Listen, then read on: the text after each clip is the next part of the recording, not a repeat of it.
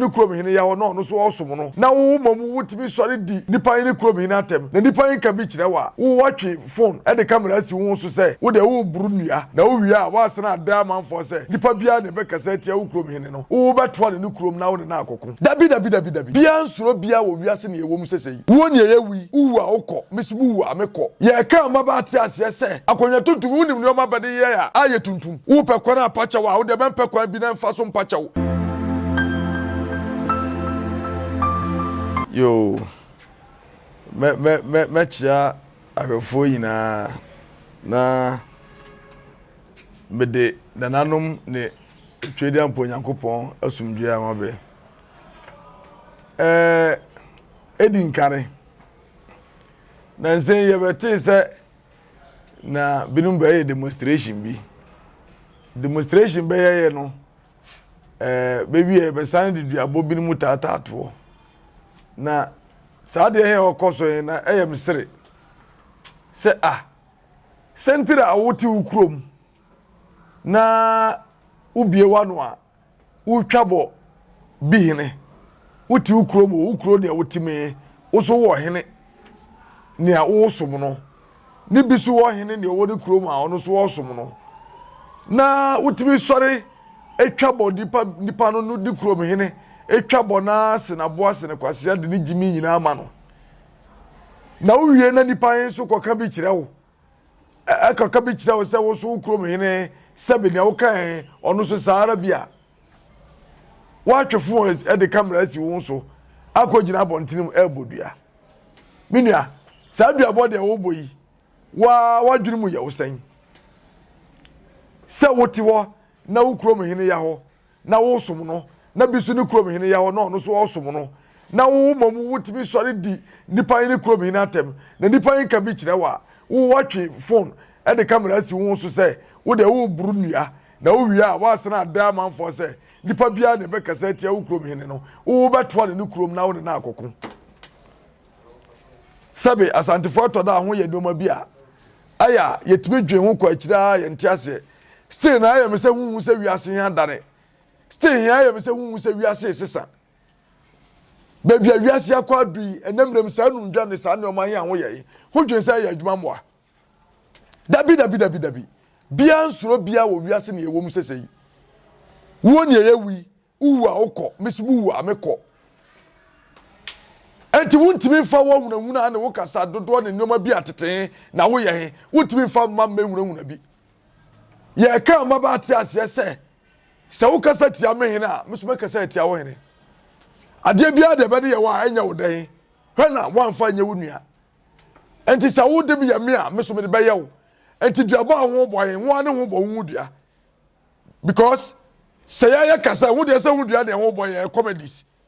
hunim amamre ne amane hunim kware de be fa so abebodua dua ne ho boye ho ane ho bo hu dua de ho aye say ya kasa ye dan dua yi nyina agu so a ye ba hwe de ne de be ye adwuma enti sa de ho ye ho pa ho ankasa ho to ho dware na ho konsuo ho kwa atoa na nko pachaw na dua nare mfama ho a nti sa ho ane ho be wu one by one afenso asam ne ho kasa bia ne be kasa tia wo hene wo be koni krom na wako ho da ho pa ho kasa du ye be kasa aduonu num ho kasa du a ye be kasa sa mo sa du na wo de wo ye be ma he wo ato an se wo ba ye krom na wo de wo pesa wo de aba be what you say? And nobody bi o ahun ya aya hu fi say hu kwa ne nyansa na say wunim nimdie e wo wiase mu a sa no man nyina atwam ba na besuro wen beba uko na yeri ya bayi ye ba ho atia say ye nsuro hu fere won wan say respect is reciprocal so be respect ya yes we be respect you but so won respect ya ye be mu hu say ye kura ye mu ade afenso sa sofo say wan ya ono ti wa o kasa ono oma osi ade yo saje fo Dr. Ajima Badu oma no afiwe nko na wie obe kadem ana obe de he umu ade emse bibi jejo abo bi ebewu aya opre wo wo say no wan say wutimi betra ho na ohempon ne no ondwa nanum say ote akonwa kokko bi aso ondwa nanum say ote sika kokko so oro de ogire wutum say akonwa tuntum wunim ne oma bade ye ya aye tuntum wo pekwana apacha wa wo de ben pekwan bi na mfa so mpacha wo na ntwe wasam ya wo kan entwe nsare ara na ye hwe wo ni mienu nipa ne afi beto no ha asampa no wode won kan sei woni ma twe san na pachaw na sran konwan ma benfa nchew ente sa woni doctor Jiman Badu humienu afuwe nko na wie ye behwe nipa ne obeka dem na mafa kwani so de afutu ama asantefo biem maburu titru komijini sempanyfo bi abani djuman ya hude he me ma ho tia se wo kasa tia bi krom hene a man hwe se nipa yen hwe bia ne jini krom hene hu se bi krom hene ya pache o sebe so ye bafan o se o yarefo se de o tia bia no na ne jini hu enti se wo kuma se hene wani jini hu a saa ne yesu ya hene bia enso ye ne jini hu enti munya aduabo ene saa trete hunu ne kwasasam na hu de na ho respect ho se wo respect ho a yesu ye be respect wo abroso abuwa akura wa fa yese ye jimifo na mom se wo respect ho wa mu ho na wo kasa tia ye mpredu ye be kasa tia wo times 100 we so ye be se achi abunofo ayi wo wi ase afana mu nyina na jakese no nkoma wono mai hunfo nyina kakra wi ye betimi aka ne se ye wo kasa bi ese ankre hunu na edede da bia ya na meta kasa abunofo de yetete ye nyansa mu ne ndie mu nti ya ye nkasa bebre enti ye bekoso a ye akan mu PSA because ya na fanyini se de odi akire no osua de odi animu no nante nti ye de ye be ne boko se ya na ya kire omo nyansa ne afutuo ne papa yoso ohu oba domama mu nyina ene bunoma mu enkosi apoe ne atoye nyina ohu se emre bi abuma mu yepempuntuo ehwe na anu adakra doma hene de efe pa ne se doma hene se ono ene ni krom no oye ne se UK what bi da ore yemfa ntoto ayenfo ihu enti se ne ye wo doma a ye betwa okasa kopem se ni babia enti na se bunoma mu no ye na ye akan mu nyina PSA enti ye pese omo hwe na omo sua enne hia enye dede ne kasa hunu ye ni time omo enti ye de ye bon pa ese nyankopon oma ye nkwatenten ayenfo no nyina nyi nchen na asantefo mehwe abonofo no mu nsua bi na omo nya dede hunu no na nema na eka ho no de etosu biem se wo ye sofo o de ye nka asem ohini bi ote ho ne na asi hini bi ti so o se ma mekunu wan ya ne na ne sinipa ti so ohene pe mu ti so o se mekunu wan ya enye kasa jinjan na se mu ntukoba iti esi ayetu we de be kan se omo de omo num na omo hene na omo titin ye de ye kukoye nim mpuntuo ne se bonoma mu be konkan ene hiaye nti omo asam no de sa ye dwene ho a emoye ye forget omo na ye fa futu ma mabunu no se omo mra bonoma mu no mo mesua nyansa ene se do mesi ebuman no ene ye sorry aye krom da bia ye clean ye hwe se fi ene niema companies akese beba wa hu iti ye anwe na omo hu bebre yankopon oma abonofo nyina nyini nche na asantefo mesua nyansa mfiri ho da bia medamase Uno East touch my mind Ghana mind yene mu bedigwa day by day enterprise yasaswabo yasaswaba ye deal in all kinds of washing and bathing accoutrement retail and wholesale prices don't come enepa ho adaben